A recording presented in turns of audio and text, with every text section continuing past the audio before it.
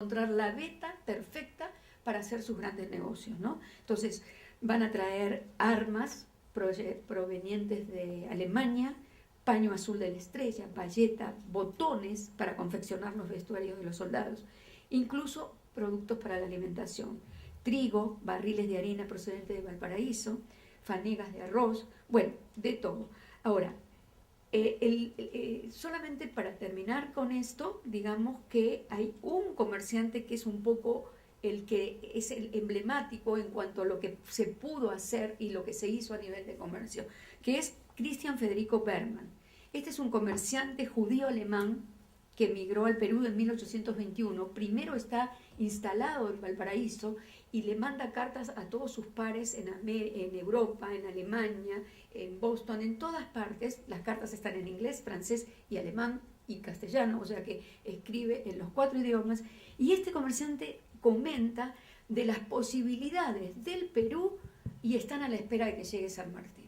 Si San Martín llega, dice, esto va a ser inminente, los españoles son muy pocos, no van a poder enfrentarse, la independencia se viene, y él entonces está promoviendo, porque también manda cartas a los argentinos, una especie de comercio triangular, Buenos Aires, Valparaíso y Lima, a su vez conectándose con el resto de Europa. ¿Y qué propone? Los mismos productos que salían durante la época colonial. Cascarilla, cobre, algodón. Están hablando, sí, ya del algodón de muy buena calidad, blanco y sin semillas. O sea que ellos están viendo, y Berman, después hay una empresa que se llama Berman, Templeman y Berman, que son dos, me imagino que Templeman también será alemán. Entonces, para, digamos, concluir, ¿qué cosa pasó o cuánto benefició o qué pasó con la independencia? Una cosa que quiero decir es que las guerras no se terminan con la independencia. Por eso estos personajes tienen posibilidades de proveer al ejército y continuar siendo estos grandes proveedores, porque vienen todas las guerras que son las guerras de los caudillos. Hay un periodo de decadencia, como lo está mostrando Condori con respecto a la agricultura, y que luego recién se va a recuperar. Incluso lo hemos visto muy bien, muy claramente en los gráficos que mostró Carlos Contreras. Pero digamos que desde el punto de vista comercial, claro, se beneficiaron ¿quiénes? Estos grandes comerciantes que se van a instalar en el Perú y que evidentemente son extranjeros. ¿Qué se ganó? ¿Qué se perdió? Bueno, yo creo que por un lado se ganó el concepto de la libertad de poder manejarse libremente. Ahora, no fue tan fácil aparentemente el comercio, en cuanto a que Lima puso una serie de trabas y una serie de legislaciones que impedían digamos, este libre comercio, ¿no? Fue bastante reticente en ese sentido.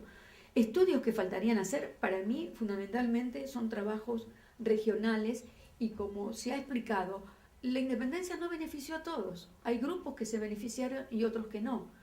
Lo mismo está los trabajos que se están haciendo sobre Ayacucho, sobre los indígenas. Hay grupos indígenas que están a favor y grupos indígenas que están en contra, porque todo depende de qué manera les afecta a ellos. Por lo tanto, yo creo que el tema de la producción agrícola me parece fundamental. Se ha trabajado, como dije, el tema de la minería, no tanto eso. Y una cosa que tampoco se ha visto, que yo por lo menos no he visto acá, es la producción textil. ¿Qué pasó? Es decir, sabemos lo que pasó hasta 1820 o la decadencia, pero después ¿qué pasó? Hubo, por ejemplo, como en el caso de México, un sistema de protección a esa industria, como México, que crea el Banco de Avío, y bueno, y nada más. Y otra cosa que sí que estoy totalmente de acuerdo con lo que dice el profesor Bonilla, es que con la independencia, una cosa que se crea evidentemente en todos los países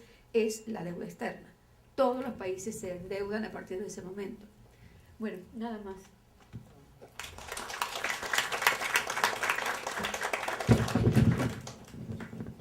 gracias, la doctora Maceo. Vamos a continuar con una ronda de preguntas. Agradeceremos si sus preguntas sean breves y específicas. ¿Qué tal? Buenas tardes. Yo quisiera saber un poco más sobre el circulante que hablaba la doctora Maceo, porque si bien es cierto, para 1824 solamente hay 2 lugares donde se está imprimiendo el sello donde va la moneda con la cara de Fernando. Una de ellas es en el Callao cuando llegan los españoles en febrero de 1824 y otra es el Cusco donde reside la Serna. No solamente eso, sino también hay maquinaria de imprenta, ¿no? Y otra pregunta más es qué ocurre con la producción, la producción que hace la hacienda en la costa, ¿no? O sea, ¿cuál es la situación real de las haciendas de la costa, teniendo en cuenta un viajero inglés que acompaña a O'Higgins, que se llama John Thomas Nolan, ¿no? Este señor, mal que bien, está en algunas haciendas, como el caso de Canta, ¿no? El caso de Obrajillo, Canta y otras más que están por esa región, en donde habla sobre la decadencia que él está experimentando y viviendo, ¿no? Muchas gracias.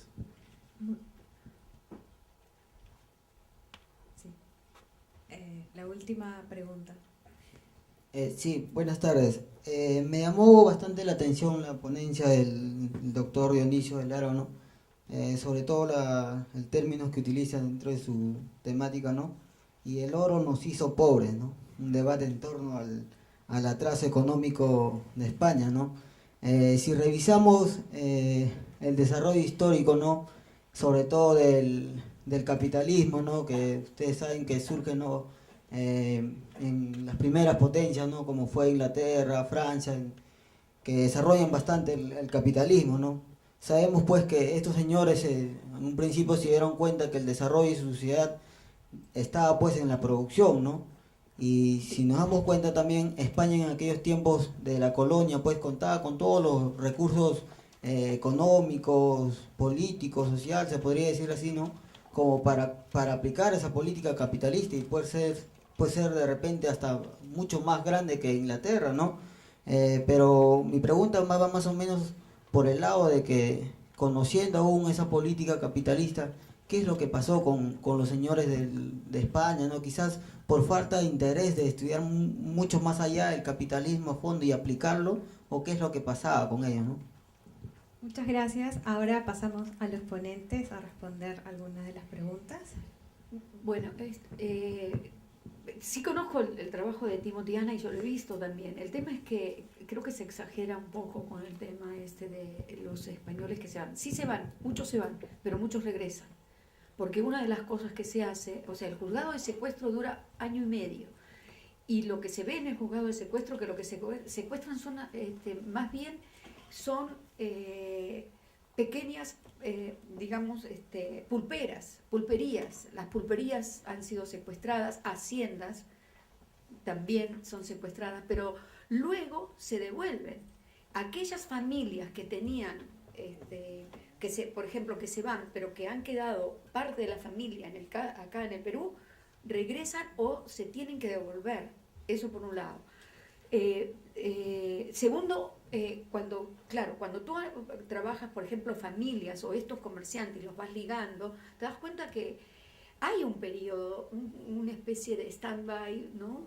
En donde definitivamente se produce este proceso de decadencia, aparecen estos comerciantes. El profesor Bonilla lo ha visto con los informes de los cónsules británicos. Muchos ingleses invierten en minería, pero después se fracasan y se van. Es decir que no, claro, no hay una cosa lineal, ¿no? En donde estos extranjeros vienen y todos se benefician, o los españoles todos se fueron. Sí, donde se fueron y donde quizás hubo mayor digamos, influencia de esta pérdida fue en el caso de México, pero tampoco se van a España, se van a Panamá y están a la expectativa de lo que pasa. En el caso de la Argentina se van a Montevideo y están a la expectativa, porque España no se va a ir definitivamente. Por eso una de las ideas es trabajar qué pasa con los españoles luego de 1824, ¿no? Porque hay intentos de reconquistar y de volver. Entonces, lo de Timothy Ana, ahí yo lo reconozco, él lo dice, pero cuando tú trabajas te das cuenta que no todos se van y muchos, como te digo, se quedan, sacan carta de ciudadana. No te sé decir la cantidad, o sea, porque son trabajos digamos, más a nivel de grupos de familia. Y en el caso de los terratenientes, me imagino que pasa lo mismo, ¿no? Es decir, porque hay trabajos, por ejemplo, Lucas de la Cotera, que fue un personaje sumamente importante, y que parece que hay otro que no recuerdo, que se va y regresa y termina siendo, dice que era un simple, no Lucas de la Cotera, hay otro personaje, que no recuerdo su nombre, que era un soldado y termina siendo un personaje sumamente rico después en Arequipa. Es decir, claro, yo no tengo cantidades, no puedo decir que hay cantidades, pero como que las cosas no son tan lineales, ¿no? Y con respecto al circulante le voy a dar paso a que conteste Dionisio, porque él es el que trabaja esto. Ahora, las haciendas de la costa yo supongo que deben haber quedado bastante, porque además le quitan la mano de obra, ¿no? Los esclavos van a ser incorporados al ejército, pero tú explícate entonces. Bien, con respecto al tema del numerario, que es un asunto que me ha llevado varios años de trabajos, efectivamente, con el estallido, los problemas de circulante habían estado ya presentes en el Perú con anterioridad a la Guerra de Independencia. Es decir, hay que tener en cuenta que no nos estamos desenvolviendo en un sistema monetario moderno y por lo tanto tanto las funciones del dinero como la propia dinámica del sistema monetario son bien distintas a cómo podríamos entender cómo funciona el dinero en una economía moderna. Por ejemplo, es dinero mercancía. Es dinero mercancía, es decir, el dinero vale... no hace falta que me pongan que vale 100 pesos. Es que lo vale, es que es plata. Es una mercancía, es decir, lo vale por sí mismo. Por lo tanto, es un dinero que puede servir para los intercambios y es una mercancía a su vez como cualquier otra en el mercado. Digo esto porque estamos hablando en una época, ya desde el siglo XVI hasta el siglo XVIII, hay un libro muy entretenido, muy divertido de Carlos Cipolla que lleva como título La Odisea de la Plata, ¿no? Entonces el dinero mercancía, el oro y la plata americana es absorbido por un lado por una Europa en plena transformación económica que requiere liquidez como sea para que el proceso de transformación económica no sufra ningún embotellamiento. Es decir, se está formando lo que podríamos denominar una economía moderna, una economía capitalista, por lo tanto se requiere liquidez de forma extraordinaria. Y por otro lado, Asia funciona a modo de imán sobre toda la plata a nivel internacional, ya que allí la relación de equivalencia oficial es 1,11 frente al 1,16, 1,15, que es la relación de equivalencia oficial en Europa. Digo esto porque los problemas de liquidez están presentes. Aquí se produce mucha plata, se empaca mucha plata, pero apenas queda en lo que es la circulación ordinaria. Y ese problema se agudiza con la Guerra de Independencia. Hasta tal punto de que... y en la guerra se plantea una situación bastante curiosa, que yo la denominaba máquinas sin plata y plata sin máquinas. Es decir, el bando patriota sufre una situación que vendríamos a denominar como máquinas sin platas. Ellos disponen de la Casa de la Moneda de Lima, pero no tienen acceso a las minas, aparte de los problemas que tienen las minas, de posible destrucción y demás, pero no tienen acceso a las minas, a la plata, por lo tanto sufren esa situación de máquinas sin plata.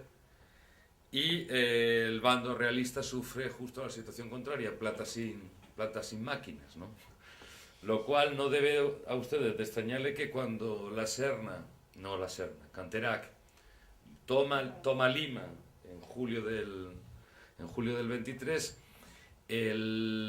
la primera orden que tiene es: recoge las máquinas que puedas, que tenemos que hacer una casa de la moneda en el Cuzco, que es a la que usted hacía referencia, porque ellos necesitan acuñar, y por lo tanto, por un lado, evidentemente tiene efectos muy negativos para San Martín, no para San Martín, ya no está San Martín, por supuesto, para los patriotas en Lima, y por otro lado tú puedes acuñar, puedes salir de esa trampa de plata sin máquinas. Hay que recordar que el protectorado, por ejemplo, pone en marcha el primer banco de emisión de papel moneda. Es verdad que en paralelo al Banco de Descuentos de Buenos Aires, pero con una diferencia: el Banco de Descuentos de Buenos Aires es una entidad privada, el banco auxiliar de papel moneda, que se crea en el protectorado en febrero de 1822, es una entidad que podríamos denominar de gestión pública prácticamente, es papel moneda del Estado. Precisamente era el intento de salir de esa situación de máquinas sin plata, de falta de numerario. Efectivamente está ahí presente, cada uno de los contendientes intenta solucionarlo como pueda, uno cargando todas las máquinas de la Casa de Moneda y llevándolas al Cuzco, y durante el traslado ir acondicionando el convento de San Juan en el Cuzco como futura Casa de la Moneda, y la ponen en marcha. Ese es el guión de película, no me lo pueden negar ustedes. Y por otro lado, en febrero de 1822, San Martín poniendo en marcha el primer banco de emisión de papel moneda como entidad pública en toda Sudamérica, que es el Banco Auxiliar de Papel Moneda. Ambos con el objetivo de intentar salir de esa trampa que es la falta de liquidez, ¿no?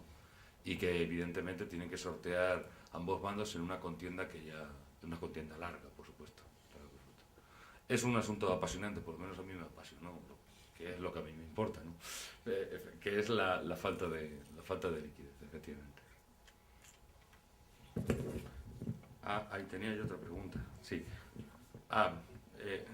Lo del capitalismo. Es complicado. No podemos pensar en el imperio no podemos caer en anacronismos. Por lo tanto, en la época del Imperio Español no se piensa en términos modernos, desde una perspectiva económica. Es decir, usted tiene que pensar que las autoridades imperiales son autoridades que entre el 16 y el 18 piensan más en términos de engrandecimiento que en términos de crecimiento económico moderno. No hay tal cosa. Y que el Estado recauda para gastar, no para invertir ni nada por el estilo. De tal forma que la economía como tal, aunque esto también podría representar un debate importante, la economía como tal surge con la escuela clásica inglesa. Adam Smith, David Ricardo, hasta el propio Marx. Y es Adam Smith en La riqueza de las naciones cuando comienza a pensar en términos modernos. Inglaterra absolutamente es un laboratorio muy novedoso. Por lo tanto, España, ¿qué hace? España hace pues un poco lo que España se desenvuelve económicamente como gran parte de la Europa continental entre el siglo XVI y el siglo XVIII. Porque Inglaterra y Holanda no dejan de ser excepciones, ¿no? En ese sentido. Están llevando a cabo un proceso de transformación económico muy singular y muy distinto a la mayor parte de la Europa continental, de la cual España y su imperio no es ajeno, y por lo tanto está pensando en términos antiguos. A mí me gusta hablar más en términos viejos. ¿Y qué le ocurre por lo tanto, no cabe pensar que el trasplante de riqueza en términos de metales preciosos que saca de América y lleva hacia España, el rey llega la plata y el oro a Sevilla y el rey no sabe qué hacer con el oro, el rey ya lo ha gastado, el imperio ya lo gastó, además tiene que pagar cuanto antes porque los acreedores, los banqueros alemanes, los banqueros están esperando que les devuelvan el dinero porque ya los tercios de Flandes ya se lo han bebido y ya está gastado. Entonces no hay tal coste de oportunidad porque no se da la situación de elegir. El imperio no elige. El imperio es imperio siempre y cuando mantenga esa frágil ecuación de sin fuerza no hay dinero y sin dinero no hay fuerza. Y eso es lo que hace España. Por lo tanto, cuando no tiene dinero, tiene que seguir manteniendo la fuerza. Y por lo tanto, lo que hace es poner encima de la mesa promesas. Son los juros, son los... Y generalmente, y sobre todo en el siglo XVII, muy por encima de las posibilidades del tesoro que llega a España. Pero cuando el tesoro llega a Sevilla, eso ya está gastado. De ahí que inmediatamente y de forma muy rápida, el oro y la plata en Sevilla se registra, pero sale inmediatamente para los centros banqueros y financieros europeos del siglo XVII y del siglo XVIII. Por lo tanto, no se da esa situación. Y hay que pensar en eso. He de decir que yo coincido mucho con las tesis de José Fontana, que luego va a mantener Jordi Nadal en su interpretación del atraso económico español en el siglo XIX, en donde hacia el capitalismo no hay atajos. Hacia el capitalismo no hay atajos. Por lo tanto, tú tienes que llevar a cabo profundos procesos de transformación económica, políticas y sociales. A Inglaterra le costó siglos. Francia, de una forma rápida, lo aceleró mucho el proceso con la Revolución Francesa, pero ya había un trecho del camino recorrido, con anterioridad importante, ¿no? Y, por lo tanto, eso lo tienes que hacer. Tienes que llevar a cabo los procesos de transformación políticos, económicos y sociales. Y no hay atajos. España, en ese sentido, podríamos decir que la resistencia a los cambios pues fueron eficientes para los intereses creados en un momento determinado, muy en especial a principios del siglo XIX, y eso evidentemente lo pagó el país a largo plazo con un proceso de modernización muy tardío. Eso sería un poco mi síntesis muy sintética con respecto al proceso, y con muchas matizaciones si tuviese más tiempo, ¿no? Al respecto.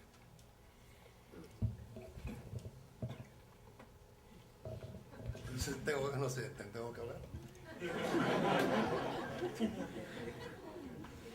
No, solamente una reflexión, tomando como pretexto lo que he escuchado. Miren, toda América Latina, desde la independencia hasta 1850, se repliega del mercado internacional. La única excepción fue, por cierto, Argentina.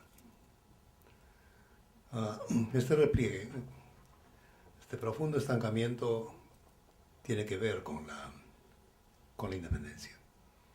Y por las razones que he señalado, no solamente en el corto plazo, la destrucción de los circuitos mercantiles, la destrucción de los activos financieros, los activos físicos, la destrucción de la fuerza de trabajo, sino también en el largo plazo como consecuencia del encadenamiento de la deuda. Ahora, toda América Latina entonces a partir de 1850 vuelve a crecer.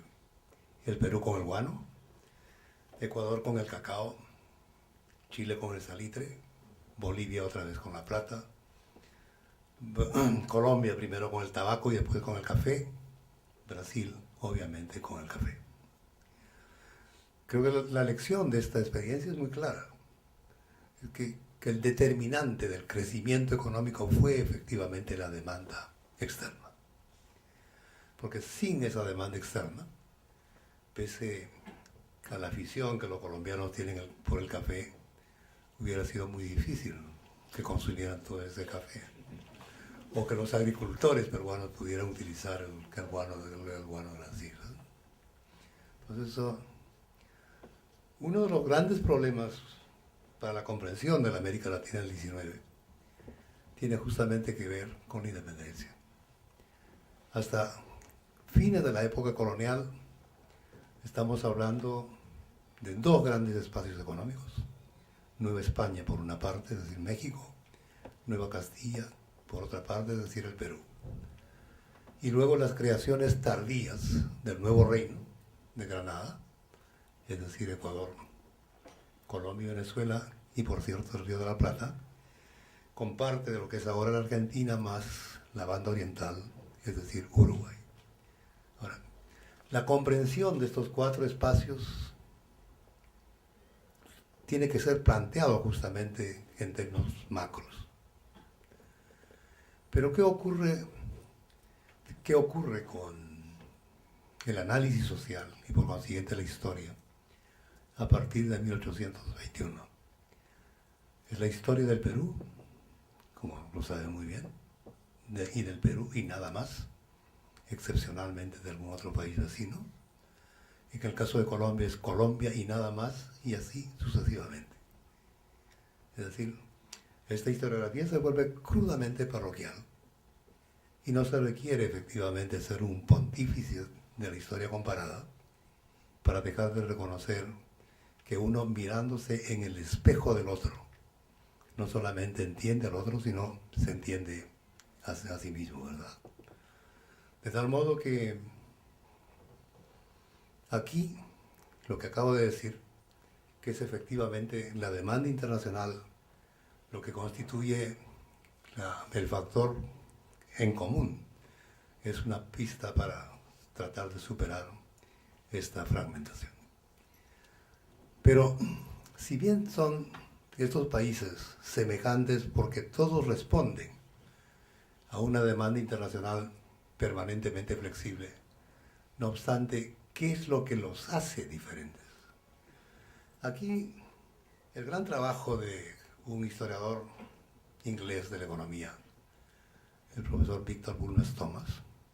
Yo acabo de pasar varias horas en la espléndida librería de la universidad. Es realmente notable.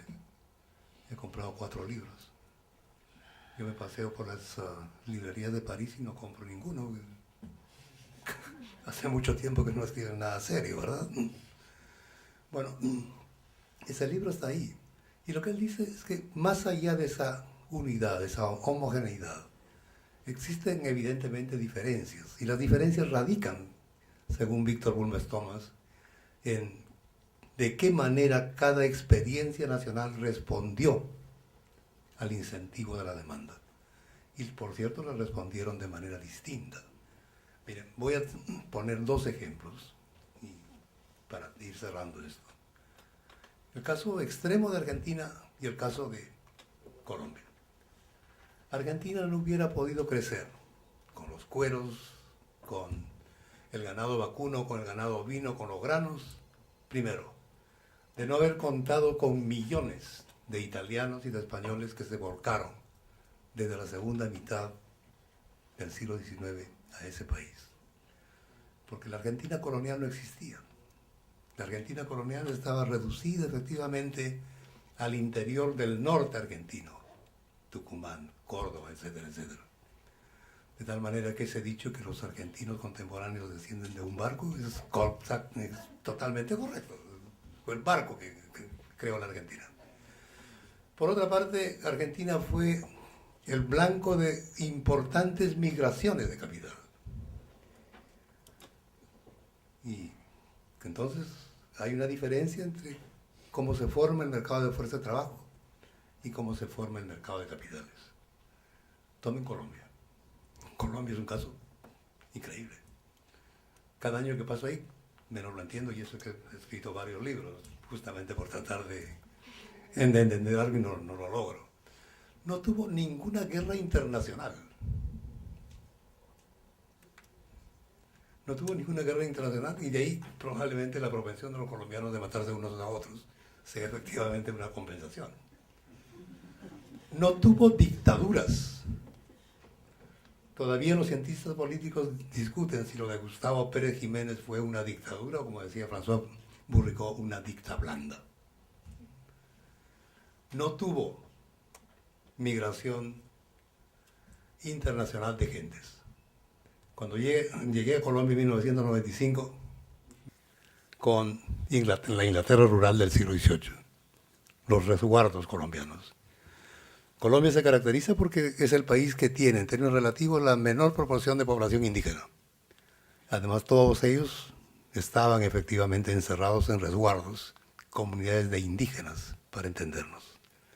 Los liberales, al igual que Bolívar aquí en Trujillo en 1824, perdón, de vez en cuando algo de la historia del Perú me acuerdo efectivamente, disolvió esto. De tal manera que esto permitió efectivamente formar internamente